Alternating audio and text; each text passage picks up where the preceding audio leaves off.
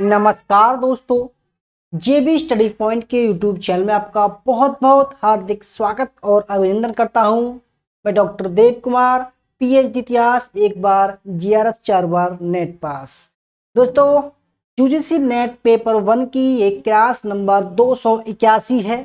ठीक है, 281 नंबर की क्लास है। थोड़ा सा यहाँ पर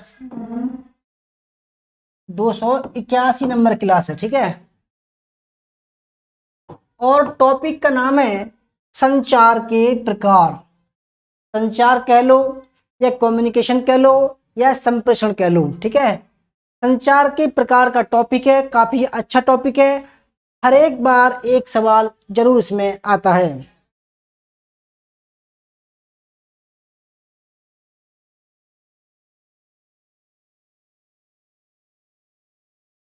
तो सबका स्वागत है, अभिनंदन है, वेलकम है। नेहा जी, अंशु जी। ठीक है, अगर आप हमारे चैनल पर नए हैं तो जरूर चैनल को सब्सक्राइब कीजिएगा, वीडियो को लाइक और शेयर कीजिएगा।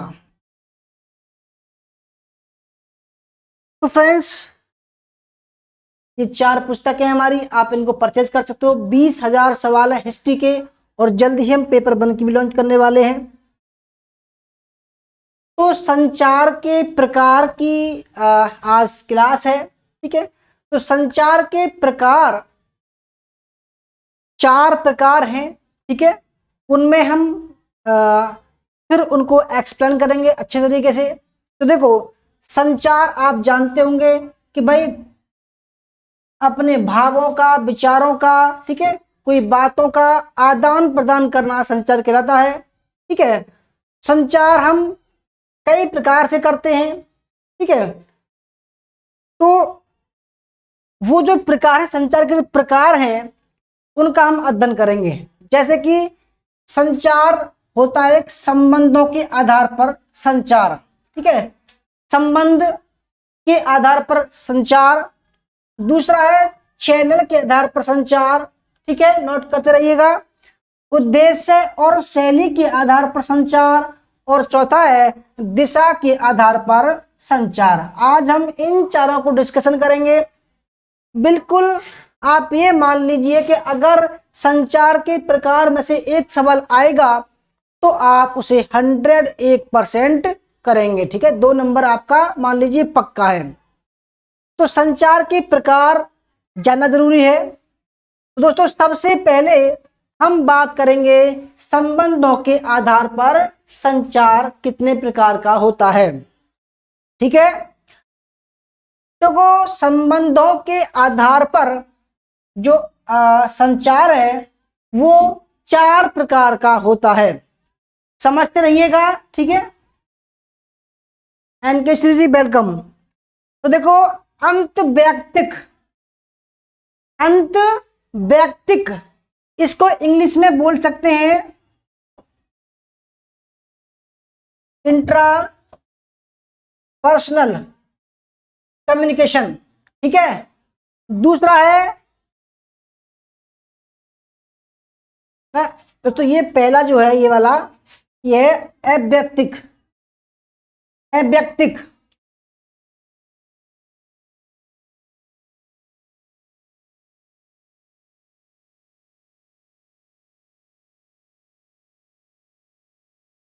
पहला है अव्यक्तिक। ठीक है, इसको बोलते हैं इंट्रापर्सनल या इम्पर्सनल। दूसरा है अंत व्यक्तिक संचार। ठीक है, इसको बोलते हैं इंटर पर्सनल कम्युनिकेशन। तीसरा है समूह संचार, इसको हम बोलते हैं ग्रुप कम्युनिकेशन। ठीक है, ग्रुप कम्युनिकेशन। और चौथा है जन संचार, यानी कि मास कम्युनिकेशन। हर बार इसमें से सवाल जरूर आता है।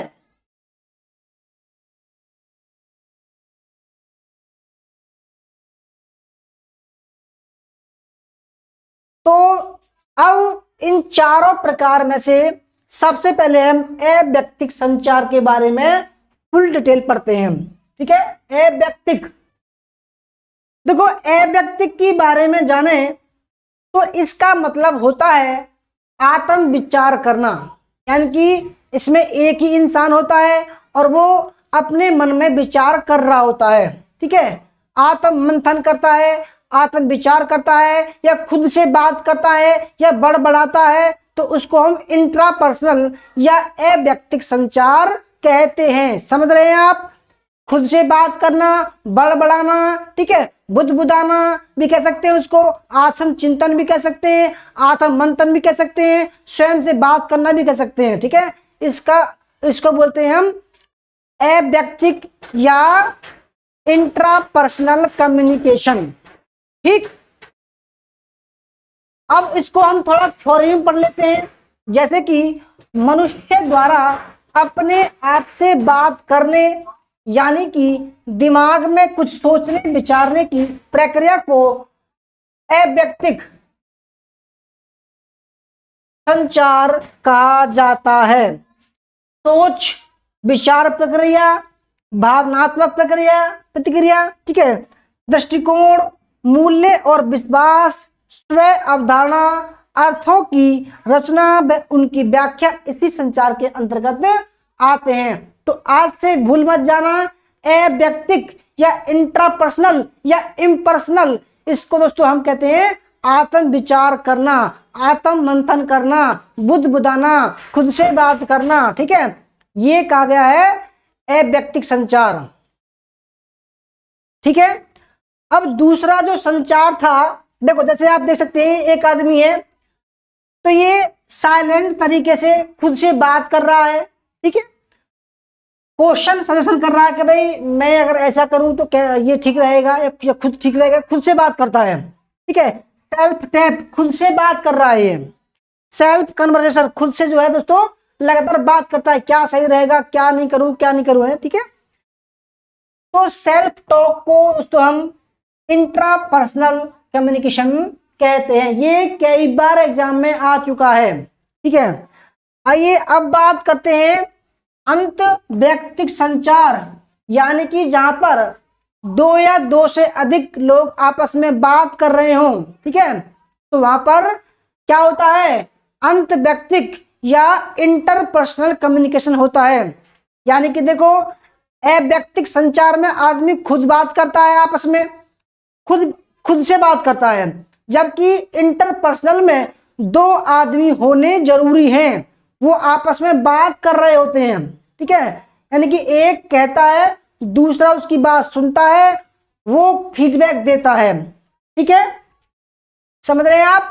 तो अंत व्यक्तिक जो संचार होता है उसको हम इंग्लिश में इंटरपर्सनल संचार कम्युनिकेशन बोलते हैं। इसमें दो आदमी होने जरूरी हैं। तो आइए थोड़ा थ्योरी टाइप भी पढ़ लेते हैं, क्योंकि हमें इसकी पीडीएफ भी बनानी होती है, ठीक है। ब्रूकर एक विद्वान है, उनके अनुसार संदेश के माध्यम से एक व्यक्ति से दूसरे व्यक्ति तक कोई अर्थ प्रेषित करने की प्रक्रिया संचार है, ठीक है। वेबर के अनुसार संचार नामक प्रक्रिया की सहायता से हम दूसरों को आसानी से प्रभावित कर सकते हैं। दोस्तों ये अंत व्यक्ति संचार के अंतर्गत आते हैं। इनको हम ये परिभाषा भी हो सकती है, ठीक है। फेयर के अनुसार पारस्परिक समझ, विश्वास व अच्छे मानवीय संबंध बनाने के लिए विचारों व सूचनाओं का आदान प्रदान करने की प्रक्रिया को हम संचार कहते हैं। तो आप समझ रहे होंगे दोस्तों, एक इंसान देखो ये बोल रहा है और ये सुन रहा है, यानी कि भाई जो इंटरपर्सनल कम्युनिकेशन होता है उसमें दो आदमी होने जरूरी हैं, तभी वहां पर वो अंत व्यक्तिक, यानी कि एक कहेगा एक सुनेगा, तब ये उत्तर देगा हाँ मुझे सुनाई दे रहा है, ठीक है। कुछ भी कह सकता है ये, ठीक है। तो भाई इसको बोलते हैं अंत व्यक्तिक संचार, ठीक है। यानी कि जहां पर दो आदमी होने जरूरी हैं। आशा करता हूं आप समझ रहे होंगे, ठीक है। अविनाश जी वेलकम, मानवी जी वेलकम।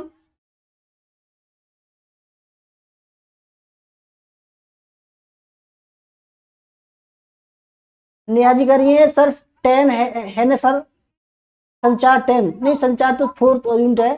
साहिन जी वेलकम, गौरव शर्मा जी वेलकम। ठीक है, तो आइए मैं आशा करता हूं दोस्तों आप अव्यक्तिक और अंत व्यक्तिक संचार को समझ रहे होंगे कि भाई ये किस तरीके के संचार होते हैं। ठीक है, अब तीसरा जो कॉलम था हमारा वो था समूह संचार, या इसको बोल सकते हैं ग्रुप डिस्कशन, ग्रुप कम्युनिकेशन। यानी कि यहाँ पर 2 से अधिक लोग, 10 लोग, 20 लोग हो सकते हैं। ठीक है, आपस में बात कर सकते हैं, जैसे कि कॉन्फ्रेंस हॉल है, वहां पर बात करते हैं लोग। ठीक है, तो यहाँ पर 2 से अधिक लोग होने जरूरी है। जैसे कि आप चित्र देखिए, 1 2 3 4 5 6 7 8 9, कम से कम 10 लोग बैठे हुए हैं, आपस में बात कर रहे हैं। ठीक है, तो इसको बोलते हैं ग्रुप कम्युनिकेशन या ग्रुप डिस्कशन बोलते हैं। ठीक है, थ्योरी पढ़ लेते हैं। साझे दृष्टिकोण, यानी कि किसी विचार को लेकर डिस्कशन करना। ठीक है, उद्देश्य या हितों वाले कुछ लोगों का समूह आपस में जो संचार करता है वह समूह संचार की श्रेणी में आता है। इस संचार के प्रतिभागी साझे मूल्य, यानी कि एक स्कूल के हो सकते हैं, एक ऑफिस के हो सकते हैं, ठीक है, या एक टीम मेंबर हो सकते हैं, साझे मूल्य या व्यवहार के मानक प्रदर्शित करते हैं। ठीक है, तो भाई आप समझ रहे होंगे, जैसे कि आपका परिवार है, आपके परिवार में 2 माता पिता हो गए, 2 बहन हो गई, 2 भाई हो गए। ठीक है, अगर ये 6 लोग आपस में बातें करने लगे हैं तो इसको कहा जाएगा ग्रुप कम्युनिकेशन। ठीक है, यानी कि यहाँ पर 6 लोग हैं, 2 से अधिक लोग हैं, तो यहाँ कहा जाएगा दोस्तों ग्रुप कम्युनिकेशन, ग्रुप डिस्कशन, आपस में बात करते हैं लोग। ठीक है, आशा करता हूं ये भी आप समझ रहे होंगे। आप देखो, मान लीजिए ये आपका परिवार है, ये आपका ऑफिस है, ये आपका स्कूल है। जब स्कूल के टीचर आपस में बात कर रहे हो तो वहां पर ग्रुप कम्युनिकेशन होता है, या घर में बात कर रहे हैं आपस में लोग तो वहां पर ग्रुप कम्युनिकेशन होता है, या दोस्त आपस में बात कर रहे हैं तो वहां पर भी ग्रुप कम्युनिकेशन होता है। ठीक है, आइए चौथा जो ऑप्शन था हमारा संबंधों के आधार पर जो कम्युनिकेशन है दोस्तों, उसमें चौथा जो ऑप्शन है वो है जन संचार। हर एक बार ग्रुप कम्युनिकेशन और जन संचार में से एक जरूर आता है। ठीक है, इसको हम बोलते हैं मास कम्युनिकेशन। ठीक है, मास कम्युनिकेशन। ठीक है, देखो इसमें थोड़ा सा समझ लीजिए कि होता क्या है। देखो, रेडियो, टेलीविजन, न्यूज चैनल, ठीक है, पत्रकार, ये क्या होते हैं, ये जन संचार के माध्यम होते हैं। इसका मतलब ये है कि एक इंस्ट्रूमेंट से, एक स्रोत से, ठीक है, बहुत सारे लोगों को के द्वारा संचार किया जाता है, अपनी बात बहुत सारे लोगों तक पहुंचा जाती है एक ही समय में। जैसे कि दोस्तों आज हम लाइव कर रहे हैं क्लास को, ठीक है, तो ये जो क्लास है पता ना कितने लोग देखेंगे, तो इसको बोलते हैं जन कम्युनिकेशन। ठीक है, जन कम्युनिकेशन, क्योंकि यहाँ पर दोस्तों इंटरनेट का भी प्रयोग हो रहा है।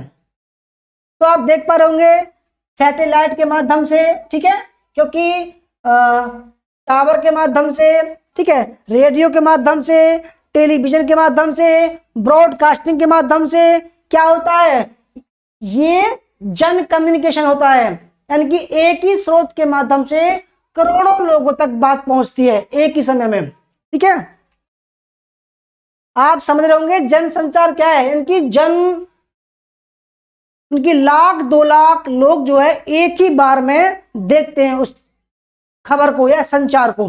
ठीक है, अब थोड़ा सा थ्योरी पढ़ लेते हैं। आमतौर पर जन माध्यमों को परिभाषित करते हुए कहा जाता है कि किसी संदेश का व्यावसायिक स्तर पर उत्पादन व प्रसार करने वाले संगठन जन माध्यम है। 1939 में हर्बर्ट ब्लूमर ने मानव एकत्रीकरण की 4 श्रेणी निर्धारित की थी। उनके अनुसार एक जगह एकत्रित होने वाले लोगों, ठीक है, को का समूह जन समूह, भीड़ और मास कहलाता है। यानी कि भाई कोई रैली हो रही है, जैसे मान लीजिए मोदी जी की रैली हो रही है, तो मोदी जी एक स्रोत हैं और वो अपने अंदर से कुछ बातें कहेंगे लोगों तक, तो हो सकता है 1,00,000, 2,00,000, 10,00,000 लोग उनकी बातों को सुने, तो वो उस समय जन संचार कर रहे होते हैं।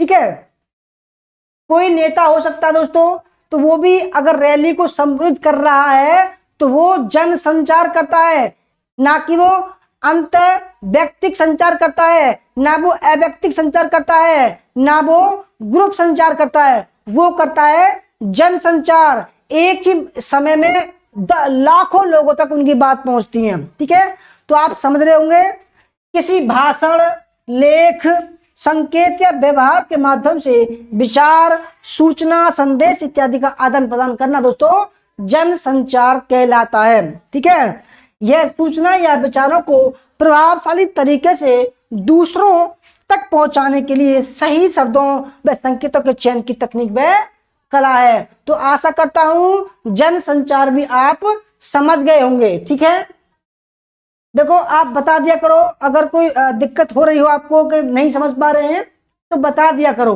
ठीक है,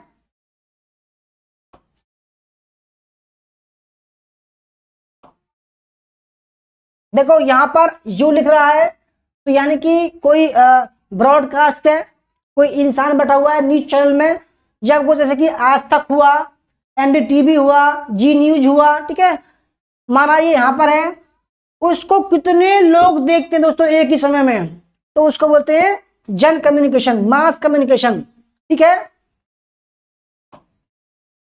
अच्छा अब जो हमारा दूसरा प्रकार है, अभी तो आपने देखा था भी संचार के प्रकार, संबंधों के प्रकार के आधार पर। ठीक है, दूसरा है चैनल के आधार पर। ठीक है, तीसरा क्या था दोस्तों, दिशा के आधार पर, और चौथा था उद्देश्य के आधार पर। तो अब हम पढ़ रहे हैं चैनल के आधार पर संचार कितने प्रकार का होता है। चैनल के आधार पर, मीडियम के आधार पर। ठीक है, आप देख पा रहे होंगे संचार, संप्रेषण। दोस्तों चैनल के आधार पर संप्रेषण 2 प्रकार का होता है। पहला क्या है, शाब्दिक। ठीक है, पहला क्या है, शाब्दिक। इसको हम बोल सकते हैं वर्बल कम्युनिकेशन। ठीक है, वर्बल कम्युनिकेशन। ठीक है, वर्बल कम्युनिकेशन। ठीक है, और एक होता है अशाब्दिक, दूसरा प्रकार है अशाब्दिक, इसको बोल सकते हैं non verbal, non verbal communication. यानी कि जहां पर जिस संचार में हम शब्दों का यूज करते हैं, ठीक है, वहां होता है वर्बल कम्युनिकेशन, और जहां हम शब्दों का यूज नहीं करते वहां होता है हमारा नॉन वर्बल या अशाब्दिक कम्युनिकेशन। समझ लीजिए दोस्तों, मैं बिल्कुल सरल भाषा में समझाऊंगा। देखो संप्रेषण होता है 2 प्रकार का, चैनल के आधार पर, शाब्दिक और अशाब्दिक। शाब्दिक में भी 2 प्रकार होते हैं, एक होता है लिखित संप्रेषण और दूसरा होता है मौखिक संप्रेषण। यानी कि हम अगर किसी बात को, किसी विचार को हम एक जगह से दूसरी जगह भेजना चाहते हैं तो हम लिखित रूप में भी भेज सकते हैं। ठीक है, जैसे इसमें क्या क्या आते हैं, पत्र पत्रिकाएं आती हैं, आवेदन पत्र आते हैं, एप्लीकेशन आती हैं, ठीक है, बुक आती हैं, समाचार पत्र आते हैं, लेटर वगैरह आते हैं, बुलेटिन आते हैं। तो ये क्या है दोस्तों, ये भी एक संचार का माध्यम है। ठीक है, तो हम लिखित रूप में भी संचार करते हैं, ये भी एक संचार का माध्यम है। और शाब्दिक में ही हम मौखिक संचार संप्रेषण कर सकते हैं। जैसे कि अगर हम लिखित रूप में नहीं देना चाहते तो हम हम फेस टू फेस यानी कि सामने हमारा जहां हम अपनी बातों को भेजना चाहते हैं वो सामने खड़ा है और हम उससे बातें करने लगे, तो ये होता है मौखिक। इसको इंग्लिश में बोलते हैं ओरल कम्युनिकेशन, ठीक है, ओरल कम्युनिकेशन। तो समझ रहे होंगे शाब्दिक यानी कि शब्दों के माध्यम से संचार करना। तो शब्द हम लिखित रूप में भी दे सकते हैं और फेस टू फेस भी दे सकते हैं, ठीक है। आप समझ रहे होंगे शाब्दिक होता क्या है। अब अशाब्दिक क्या होता है, यानी कि जिस संचार में हम शब्दों का प्रयोग न करके केवल संकेतों का प्रयोग करते हैं, जहां हम शब्द यूज नहीं करते हैं, जैसे कि पीठ थपथपाना, ठीक है, ध्वनि संकेतक यानी कि कोयल बोल रही है, ऐसे कहते हैं कोयल गाना गा रही है, यानी कि कोई आदमी हंस रहा है, मजाक बना रहा है, ठीक है, कोई आंखों की भाषा से आंख मार रहा है, और या कोई उदास है तो उसका मुंह लटक जाएगा कि भाई ये उदास है, यानी कि लोग समझ जाएंगे यार ये उदास है, कोई कोई बात है। आदमी रो रहा है कि भाई ये दुखी है इसलिए रो रहा है, कोई हंस रहा है भाई ये खुश है ये हंस रहा है, ठीक है। स्पर्श करके शाबाश बेटा, और छोटे बच्चों को पुचकारते हैं तो भाई उसको हम दुलार करते हैं, तो वहां पर शब्दों का प्रयोग नहीं करते हैं हम, ठीक है। तो आप समझ रहे होंगे चैनल के आधार पर संचार दो प्रकार का होता है, शाब्दिक और अशाब्दिक, ठीक है। शाब्दिक में लिखित रूप में भी कर सकते हैं हम संचार और मौखिक रूप में भी संचार हम कर सकते हैं, जबकि जो अशाब्दिक है उसमें हम शब्दों का प्रयोग न करके दोस्तों स्पर्श का प्रयोग करते हैं, ठीक है, संकेतों का प्रयोग करते हैं। समझ रहे हो आप, समझ में आ रहा है तो लाइक वगैरह कर दिया करो, ठीक है।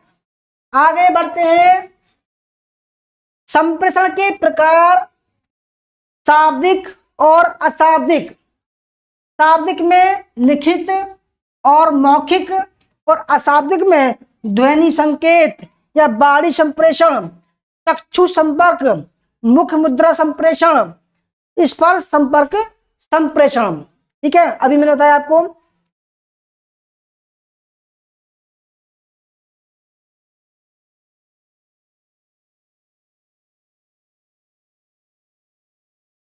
आइए अब हम चैनल के आधार पर जो संप्रेषण दो प्रकार का था, शाब्दिक और अशाब्दिक, तो हम शाब्दिक को अब थ्योरी के प्रकार में पढ़ते हैं, क्योंकि हमें इसकी पीडीएफ बनानी है और अब इसको ग्रुप में डालना है, ठीक है। तो शाब्दिक संप्रेषण में भाषा का प्रयोग किया जाता है, यानी कि अपने विचारों को, अपने भावनाओं को दूसरों तक पहुंचाने के लिए हम भाषा या शब्दों का प्रयोग करते हैं। तो वहां पर क्या होता है, वहां पर शाब्दिक संप्रेषण होता है, ठीक है।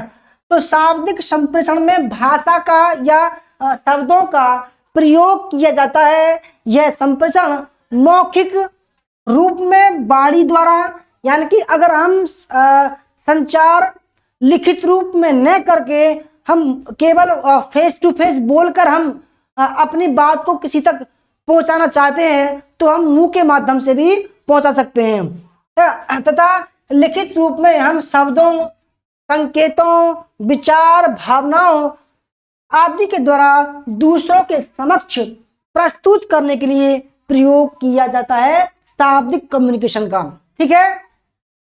शाब्दिक संप्रेषण को दो भागों में बांटा जाता है, पहला है मौखिक संप्रेषण और दूसरा है लिखित संप्रेषण, ठीक है।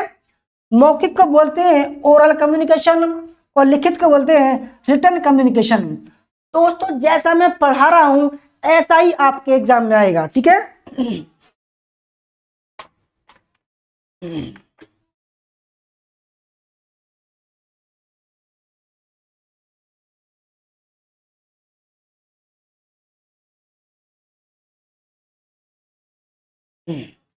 आइए आगे बढ़ते हैं। तो भाई शाब्दिक संप्रेषण दो प्रकार का होता है, ओरल और लिखित। आइए अब इनके बारे में थोड़ा चर्चा करते हैं। तो पहला जो प्रकार है शाब्दिक संप्रेषण का वो है मौखिक संप्रेषण, यानी कि ओरल कम्युनिकेशन। तो ये होता क्या है, जैसे मैंने आपको बताया कि हम अगर लिखकर किसी से वार्तालाप नहीं कर सकते तो हम बोलकर कर सकते हैं। जहां हम बोलकर अपनी बातों को दूसरों तक पहुंचाते हैं वहां होता है ओरल कम्युनिकेशन, मौखिक कम्युनिकेशन होता है। ठीक है, तो इस संप्रेषण में वाणी यानी कि बोलकर द्वारा, वाणी द्वारा तथ्यों एवं सूचनाओं का आदान प्रदान किया जाता है। इसमें वार्ता, परिचर्चा, सामूहिक चर्चा, व्याख्या, कहानी, प्रश्नोत्तर आदि के माध्यम से अभिव्यक्ति की जाती है। ठीक है, समझ रहे होंगे आप, बिल्कुल सिंपल भाषा में है भाई, इससे और सरल मैं नहीं समझ सकता कि कोई और देगा।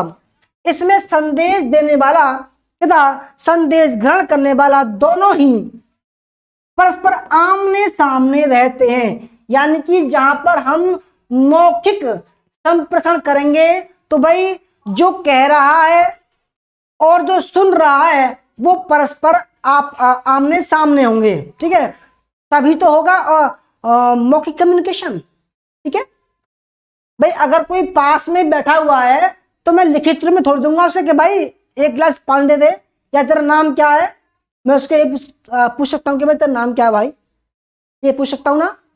तो वहां पर होता है मौखिक संप्रेषण। आई होप आप समझ गए होंगे बड़े आसानी से। दूसरा थोड़ा देखो, अब जो मौखिक संप्रेषण है उसके कुछ ये देख लेते हैं कौन कौन कहां पर यूज होते हैं। ठीक है, जैसे कि प्रत्यक्ष वार्तालाप यानी कि डायरेक्ट कन्वर्सेशन, एक आदमी वहां बैठा है, मैं यहां खड़ा हूं, मैं आपस में बात कर रहे हैं, तो डायरेक्ट कन्वर्सेशन हुआ। दूसरा भाषण, स्पीच हम देते हैं, वहां पर हम मौखिक संप्रेषण करते हैं। बातचीत हम आपस में करते हैं, वहां भी हम मौखिक संप्रेषण करते हैं। ठीक है, रेडियो, अगर रेडियो पर कोई बात हो रही है तो वो भी दोस्तों मौखिक संप्रेषण है। ठीक है, टेलीविजन, टेलीविजन पर भाई मौखिक संप्रेषण होता है। ठीक है, टेलीफोन, टेलीफोन भी मौखिक संप्रेषण का साधन है। ठीक है, इसके अलावा सम्मेलन एवं सभाएं, ये सब मौखिक कम्युनिकेशन के प्रकार हैं। आगे बढ़ते हैं। दूसरा है लिखित संप्रेषण, यानी कि लिखकर प्रतिवेदन देना, डायरी हो गया, समाचार पत्र हो गया, ठीक है, बुलेटिन बोर्ड हो गया, ठीक है, डायरी हो गई। तो ये होता है रिटन कम्युनिकेशन, अपनी बात दूसरों तक लिखित रूप में पहुंचाना होता है लिखित कम्युनिकेशन।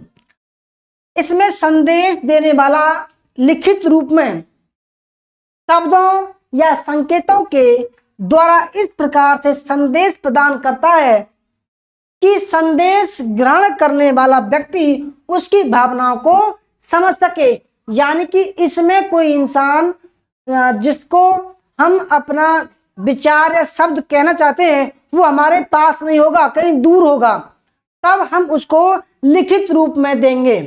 ठीक है, कि भाई यार कुछ सवाल है मैं आपसे पूछना चाहता हूं, या कोई एप्लीकेशन वगैरह है, या समाचार न्यूज़पेपर है, ठीक है, या पत्र हैं, पत्रिकाएं हैं, तो ये जो संचार होता है ये होता है लिखित संचार। ठीक है, ये होता है लिखित संचार। ठीक है, थ्योरी भी आपने देख ली, ज्यादा बड़ी नहीं है, छोटी सी थ्योरी है। अब इसके कुछ साधन हैं कि भाई ये लिखित संचार किन किन साधनों से होता है। तो संस्थागत पत्रिकाएं, ठीक है, मैगजीन वगैरह, इसके अलावा कार्यालय बुलेटिन, ऑफिस बुलेटिन, ठीक है, क्योंकि ऑफिसों में जो कार्य होता है वो लिखित रूप में होता है। ठीक है, कार्यालय हैंडबुक्स, ठीक है, कार्यालय डायरी, संगठन निर्देशिका, नीति पुस्तिकाएं, कार्यविधि पुस्तिकाएं, सभाओं के सूक्ष्म। ठीक है, यानी कि जब सभा हो रही है तो हम कुछ पॉइंटों को नोट करते हैं। ठीक है, तो भाई ये होता है लिखित कम्युनिकेशन। आई होप आप बिल्कुल आसानी से समझ गए होंगे कि भाई मौखिक क्या होता है और लिखित क्या होता है। ठीक है, आइए अब चैनल के आधार पर दोस्तों मैंने बताया आपको कि दो प्रकार का संचार है, शाब्दिक संचार और अशाब्दिक संचार। हमने शाब्दिक संचार में आपको बताया क्या क्या आता है, उसमें दो प्रकार थे। पहला था आपका लिखित संचार, दूसरा था मौखिक संचार। अब जो देखो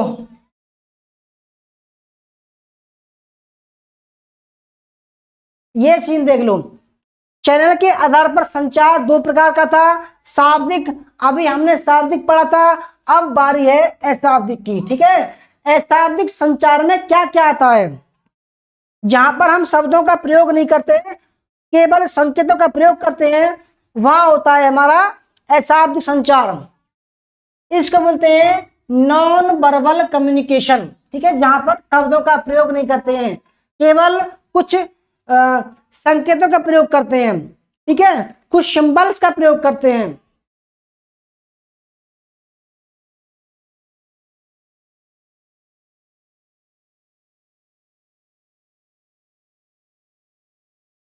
तो देखो अशाब्दिक संप्रेषण में भाषा का प्रयोग नहीं किया जाता है, यानी कि हम शब्द बोलकर या लिखकर इस संचार का प्रयोग नहीं करते हैं। ठीक है, इसमें वाणी, संकेत, चक्षु संपर्क, मुख मुद्राओं एवं स्पर्श संपर्क आदि का प्रयोग किया जाता है।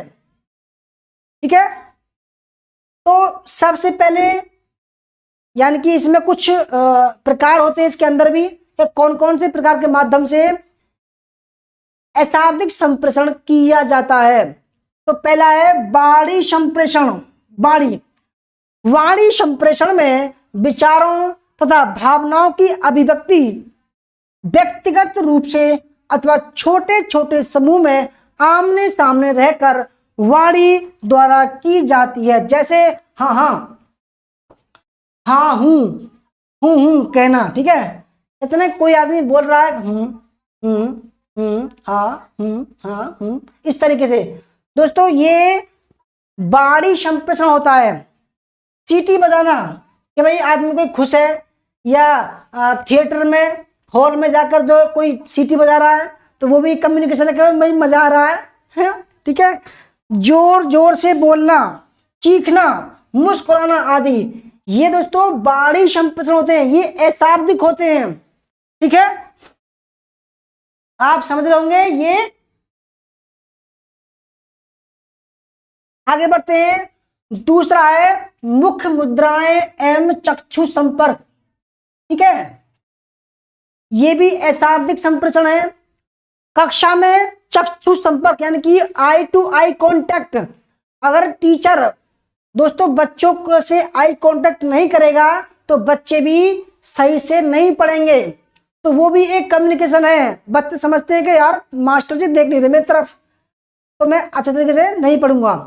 अगर देख रहे हैं तो भाई इसका मतलब ये है कि सर जी का ध्यान हमारी तरफ है। ठीक है, तो आई कांटेक्ट भी होना जरूरी है टीचर का। कक्षा में चक्षु संपर्क आई टू आई कांटेक्ट के द्वारा शिक्षक अपने छात्रों की मन स्थिति का ही अंदाजा लगा लेते हैं कि भाई उसके मन में क्या चल रहा है। ठीक है, संवेगात्मक स्थिति की अभिव्यक्तियों में छात्रों की मुख मुद्राएं अहम भूमिका निभाती हैं। मुख मुद्राओं के माध्यम से प्रसन्नता, कोई बच्चा खुश है, प्रसन्न है तो भैया ये ठीक, मतलब आपने अब अभी फिलहाल खुश है ये। ठीक है, भय, कोई बच्चा तो डर रहा है तो वो उसका फेस बता देगा कि डर रहा है भैया। क्रोध, कोई गुस्से में है उसका मुंह लाल हो जाएगा। ठीक है, शोक तथा आश्चर्य आदि का संप्रेषण आसानी से किया जा सकता है, वहां भी अशाब्दिक संप्रेषण होता है। ठीक है, आप समझ रहे होंगे जो मैं कहना चाह रहा हूं। इसके बाद अशाब्दिक संप्रेषण में तीसरा पॉइंट है वो है स्पर्श संप्रेषक, इनकी स्पर्श करके भी, जैसे कि बच्चों को पुचकारना, ठीक है, पीठ थपथपाना, हाथ मिलाना, ठीक है, इस तरह करना, गुड, ठीक है। तो ये भी क्या है दोस्तों, स्पर्श संपर्क है। इसमें स्पर्श को ही प्रमुख माध्यम बनाया जाता है। स्पर्श के माध्यम से ही व्यक्ति अपनी भावनाओं एवं विचारों की अभिव्यक्ति करने में समर्थ होते हैं। प्रशंसा की शाबाशी देना कि भाई शाबाश बेटे तेरे इतने बढ़िया नंबर आए हैं, या शाबाश बेटे तूने इतना अच्छा काम किया है, ठीक है। तो ये भी एक संचार है। प्यार का एक चुंबन अपने आप बहुत सी भावनाओं, संवेदनाओं तथा विचारों की अभिव्यक्ति का एक महत्वपूर्ण साधन है। तो भाई ये हो गया स्पर्श संपर्क, ये भी एक अशाब्दिक संप्रेषण का प्रकार है, ठीक है।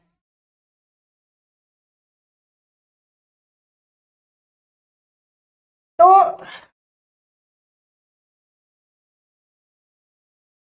अभी हमने पढ़ा चैनल के माध्यम से, चैनल के आधार पर संप्रेषण दो प्रकार का था, शाब्दिक और अशाब्दिक।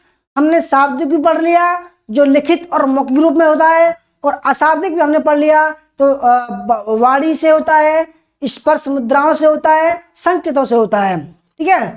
अब जो तीसरा प्रकार है संप्रेषण का, वो है उद्देश्य के आधार पर संप्रेषण, ठीक है। तो उद्देश्य के आधार पर जो संप्रेषण होता है वो दो प्रकार का होता है।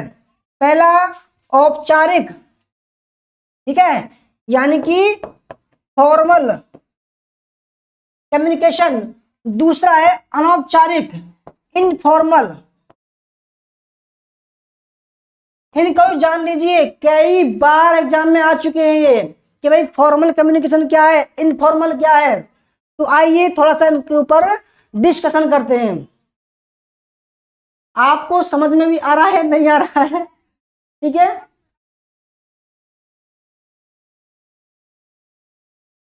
तो आइए देखते हैं।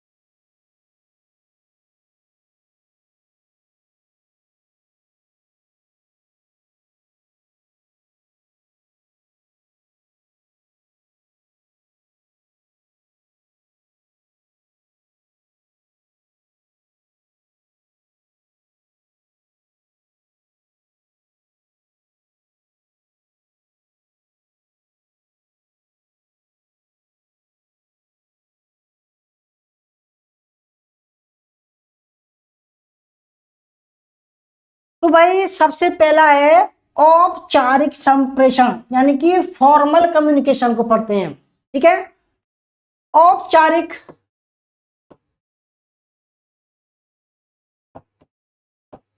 औपचारिक में क्या होता है, देखो इसमें एक संस्था होती है और उस संस्था में कुछ लोग आपस में बातें करते हैं या कोई ऑर्डर पास करते हैं, तो सॉरी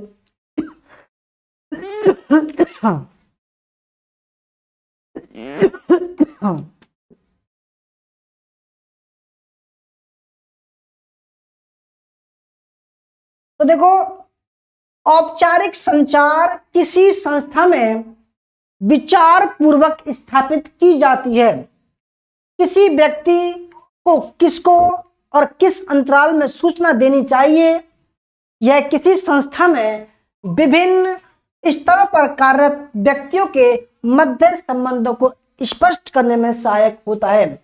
यानी कि दोस्तों आप कह सकते हैं कि इसमें क्या होता है, इसमें एक संस्था होती है, चाहे वो स्कूल हो, ऑफिस हो, कॉलेज वगैरह हो, ठीक है, या कोई भी फैक्ट्री हो। तो उसमें जो कर्मचारी हैं वो आपस में जब बातें करते हैं या लिखित रूप में कुछ देते हैं तो वहां पर होता है औपचारिक कम्युनिकेशन, ठीक है। कारक व्यक्तियों के मध्य संबंधों को स्पष्ट करने में सहायक होता है।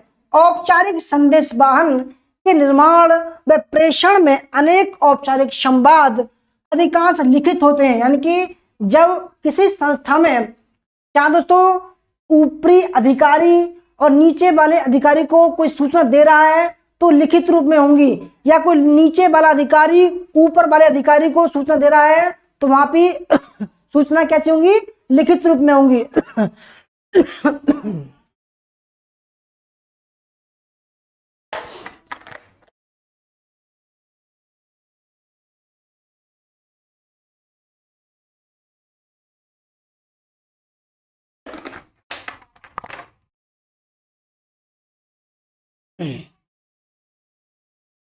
यथा संस्था का प्रधानाचार्य है, अगर संस्था का प्रधानाचार्य है या मालिक है अपने उप प्रधानाचार्य को कुछ निर्देश प्रदान करता है तो वह औपचारिक प्रकृति का ही समझा जाएगा, क्योंकि एक उच्च अधिकारी अपने नीचे रहने वाले अधिकारियों या कर्मचारियों को निर्देश देने की स्थिति में बाध्य होता है। ठीक है। औपचारिक संदेश वाहन के अन्य, यानी दोस्तों एक प्रिंसिपल अपने कर्मचारियों को या उप प्रिंसिपल को कोई आदेश देगा, निर्देश देगा तो वो औपचारिक कम्युनिकेशन होता है। ठीक है। दूसरा है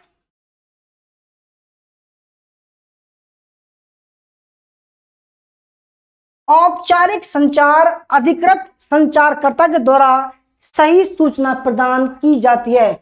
यानी कि कोई प्रिंसिपल है दोस्तों और अपने कर्मचारी को केवल सही सूचना देगा, गलत सूचना नहीं देगा। यह संचार लिखित रूप में होता है, यानी कि जो औपचारिक संचार होता है वो लिखित रूप में होता है।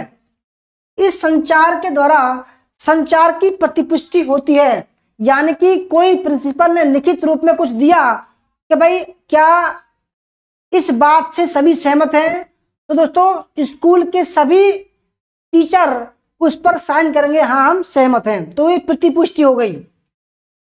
यह संचार व्यवस्थित एवं उचित तरीके से किया जाता है। ठीक है कि भाई प्रिंसिपल ने कोई एप्लीकेशन टाइप करवाई, उस पर साइन कर दिए अपने, तो ये बाबू पर जाएगी, वो भी साइन करेगा, फिर टीचर पर जाएगी, सब साइन करेंगे, और फिर कर्मचारी पर जाएगी, वो साइन करेंगे, तब जाकर दोस्तों वो एक ऑथराइज्ड दस्तावेज बन गया।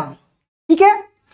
यह संचार करते समय संचार के स्तरों के क्रमों का विशेष ध्यान रखा जाता है कि भाई इसके बाद इस पर जाना है, इसके बाद इस पर जाना है, इसके बाद इस पर जाना है। ठीक है। इस संचार के माध्यम से संचारक की स्थिति का पता सरलता से लगाया जाता है कि भाई ये प्रिंसिपल से छोटा है, ये उससे छोटा है, ये कर्मचारी है, इनका दोस्तों स्तर का ज्ञान होता है। ठीक है। इस संचार के द्वारा व्यवसायिक मामलों को आसानी से नियंत्रित एवं व्यवस्थित किया जा सकता है। इस संचार के द्वारा दूर स्थापित लोगों से संबंध आसानी से स्थापित किए जा सकते हैं। अच्छा, इस संचार के कुछ दोष भी हैं, जैसे कि इस संचार की गति धीमी होती है। भाई ये संचार ज्यादातर सरकारी डिपार्टमेंट में होता है, क्योंकि हम ये समझते हैं कि सरकारी डिपार्टमेंट में काम बड़ा मंदा मंदा होता है, दोस्तों ये औपचारिक होता है कि इसके बाद कोई फाइल वहां जाएगी, उसके बाद वो फाइल वहां जाएगी, तो वहां पर होता है औपचारिक संप्रेषण। ठीक है। सामान्यतः इस संचार में उच्च अधिकृत लोगों का ही अधिभार ज्यादा होता है।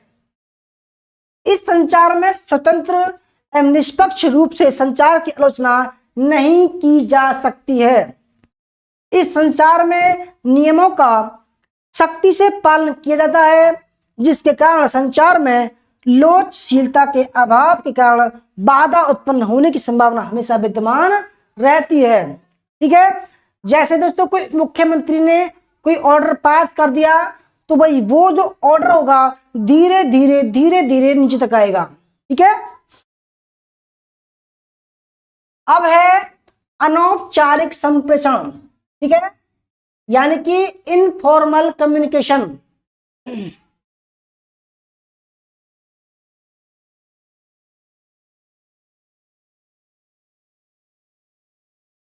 अनौपचारिक अनौपचारिक संदेशों का आदान प्रदान आमतौर पर सामुदायिक भोजन, ठीक है, यानी कि बहुत सारे लोग खाना खा रहे हैं दावतों में या शादी विवाह में, जब वो बात करते हैं दोस्तों वहां पर होता है अनौपचारिक कम्युनिकेशन, ठीक है। सामाजिक अवसरों पर, ठीक है, पार्टियों में आदि के अवसर पर अनौपचारिक संचार होता है, यानी कि वहां पर कोई ऑर्डर दे रहा है तो वही लिखित रूप में नहीं देगा, ठीक है दोस्तों। अगर घर के मुखिया ने कह दिया कि भाई एक कट्टा आलू लाने हैं या एक टीन लाना है रिफाइंड का, तो भाई वो आना है, लिखित रूप में कोई नहीं देगा। तो दोस्तों ये होता है अनौपचारिक। ऐसे अवसरों पर वरिष्ठ अपने अधीनस्थों से ऐसी जानकारी एकत्र करते हैं जो औपचारिक संचार के माध्यम से प्राप्त करना मुश्किल होता है, यानी कि लिखित रूप से प्राप्त करना मुश्किल होता है, वो केवल अनौपचारिक किसी भी तरीके से बात करके पूछ सकते हैं। इस तरह के संचार में टिप्पणियां, सुझाव आदि शामिल होते हैं। कोई पूछ सकता है कि यार इस काम को कैसे किया जाए, ये अनौपचारिक संप्रेषण है।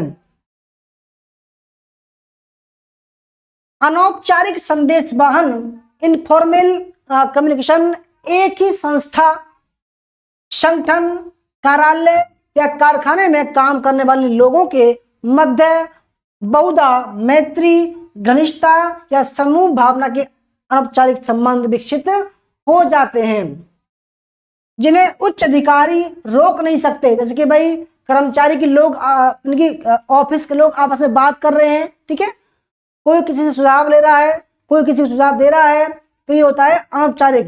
भाई ये जो बात होती है तो इनको कोई भी उच्च अधिकारी रोक नहीं सकता, क्योंकि वो दोस्तों आपस में बात कर रहे हैं।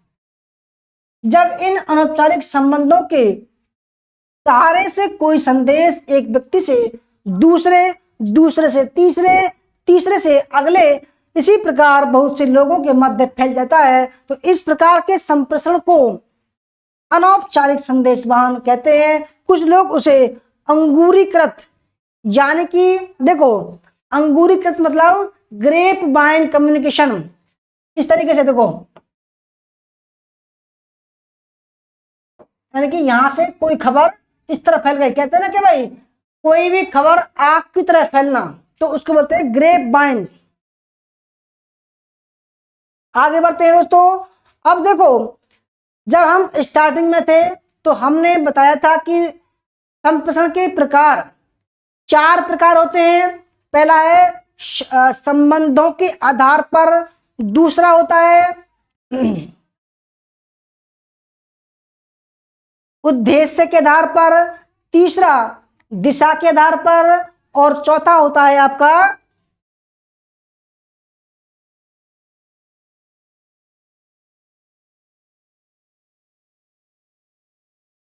चैनल के आधार पर। तो चौथा है हमारा दिशा के आधार पर संप्रेषण, ठीक है, यानी कि डायरेक्शन के बेस पर संप्रेषण कितने प्रकार का होता है।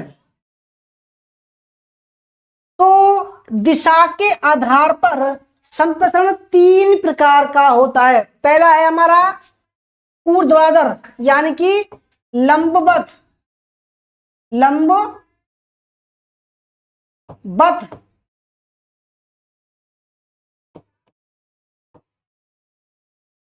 लंबवत संचार, ठीक है। दूसरा है क्षैतिज संचार, यानी कि इस तरीके से, ठीक है, ऊर्ध्वाधर इस तरीके से लंबाई में, ठीक है, ऊपर से नीचे या नीचे से ऊपर, ठीक है। डायगोनल दोस्तों ये ऊपर भी हो सकता है और नीचे भी हो सकता है, ठीक है। तो सबसे पहले बात करते हैं वर्टिकल कम्युनिकेशन, यानी कि ऊर्ध्वाधर संचार के बारे में बात करते हैं। तो वर्टिकल कम्युनिकेशन पदानुक्रमित रूप से जानकारी साझा करते हैं, ठीक है, ऊपर से नीचे या नीचे से ऊपर, यानी कि इस संचार के माध्यम से हम नीचे से ऊपर और ऊपर से नीचे जानकारी भेजते या प्राप्त करते हैं। ठीक है, हम शायद इस प्रकार के संचार के सबसे अधिक परिचित हैं। वरिष्ठ प्रबंधक यानी कि जो बड़ा अधिकारी होगा वो दोस्तों क्या करेगा, वो नीचे वालों को आदेश भेजेगा, और कोई नीचे वाला कोई दोस्तों कुछ पूछताछ के लिए ऊपर भेजेगा कोई लेटर, तो उसको ऊपर भेजना पड़ेगा। तो वरिष्ठ प्रबंधक मध्य प्रबंधक के साथ बजट, उद्देश्यों, प्रतिक्रिया और लक्ष्यों जैसी जानकारी साझा करता है, जो फिर इसे अपनी टीमों के साथ साझा करते हैं। तो दोस्तों यानी कि लंबाई में, यानी कि भाई कोई बड़ा बाबू है, उससे छोटा बाबू है, अब धीरे धीरे क्या होता है कि भाई ऊपर नीचे ये क्रम चलता रहता है। इसको बोलते हैं लंबवत कम्युनिकेशन, यानी कि एक ही दिशा में चलता है। दूसरा है क्षैतिज संप्रेषण। ठीक है, क्षैतिज संप्रेषण, हॉरिजेंटल कम्युनिकेशन। ठीक है, क्षैतिज संचार का अर्थ केवल पेशेवर सेटिंग में सूचना के प्रवाह की व्याख्या करता है। यानी कि बहुत सारे लोग एक ही टीम में काम कर रहे हैं, ठीक है, तो वहां पर हॉरिजेंटल कम्युनिकेशन होगा। यदि आप एक टीम में काम कर रहे हैं तो आपके साथियों के साथ आपकी बातचीत क्षैतिज संचार के अंतर्गत आएगी। ठीक है, यह कर्मचारियों को एक दूसरे के साथ पहचानने और अपने विचारों को संप्रेषित करने में सहज होने में मदद करता है। जिन कर्मचारियों को खुलकर बात करना मुश्किल लगता है उनके लिए हॉरिजेंटल कम्युनिकेशन उन्हें अपने खोल से बाहर आने के लिए प्रोत्साहित करता है। इस प्रकार का संचार तब उपयुक्त होता है जब जानकारी संवेदनशील प्रकृति की न हो या वरिष्ठ प्रबंधक द्वारा अनुमोदन की आवश्यकता न हो। यानी कि दोस्तों कोई दोस्त हैं बहुत सारे, वो आपस में बात कर रहे हैं, कोई टीम मेंबर है आपस में बात कर रहे हैं, तो वहां पर क्षैतिज कम्युनिकेशन होता है। ठीक है, ना तो किसी की कोई बात आगे भेजेगा, ना किसी की बात कोई नीचे भेजेगा। ठीक है, केवल एक ही सीट में चलता है ये। और तीसरा है इसका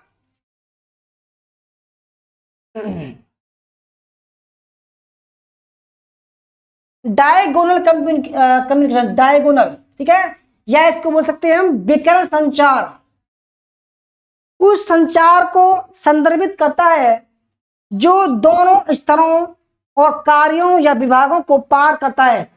देखिए दोस्तों, एक प्रोफेसर हिस्ट्री का है और एक प्रोफेसर इंग्लिश का है। ठीक है, जब दोनों आपस में इंफॉर्मेशन साझा करते हैं, विचार करते हैं, बात करते हैं, तो वो अपने डिपार्टमेंट की बात हिस्ट्री वाले से करेगा और हिस्ट्री वाला अपने डिपार्टमेंट की बात इंग्लिश वाले से करेगा। तो दोनों डिपार्टमेंट की बात दोस्तों क्या हो गई, मिक्स हो गई। तो वहां पर होता है विकर्ण, इस तरीके से। ठीक है, यहां से यहां की बात आएगी, यहां से बात यहां आएगी। जहां विभिन्न विभागों के कर्मचारी सदस्य उनके रिपोर्टिंग संबंधों के बावजूद संगठन के भीतर एक दूसरे के साथ बातचीत करते हैं, वहां पर डायगोनल संचार होता है। तो भाई दोस्तों, ये थी आज की क्लास। आपको कैसी लगी? ठीक है, वीडियो अच्छी लगी हो तो लाइक करिएगा। देखो, क्योंकि अभी हम थ्योरी पढ़ा रहे हैं। ठीक है, बहुत लोगों को मजा नहीं आ रहा होगा, मुझे पता है। जब हम प्रैक्टिस कराएंगे तब मजा आएगा। देखो, कोर्स हमारा बहुत ही सस्ते में है, केवल 199 रुपए में है, आप ज्वाइन कर सकते हैं। ठीक है, तो वे कैसी आपको क्लास लगी? ये थ्योरी की क्लास थी, मैंने समझाया भी और थ्योरी भी आपको पढ़ाई। देखो, थोड़ा मुश्किल होता है थ्योरी पढ़ाना, हर किसी की बस की नहीं है। तो वे कैसी आपको क्लास लगी? वीडियो अच्छी लगी हो तो लाइक करना, शेयर करना, कमेंट करना। ठीक है, कल मिलते हैं 9:30 बजे। तब तक के लिए टाटा बाय बाय, जय हिंद, जय भारत, वंदे मातरम।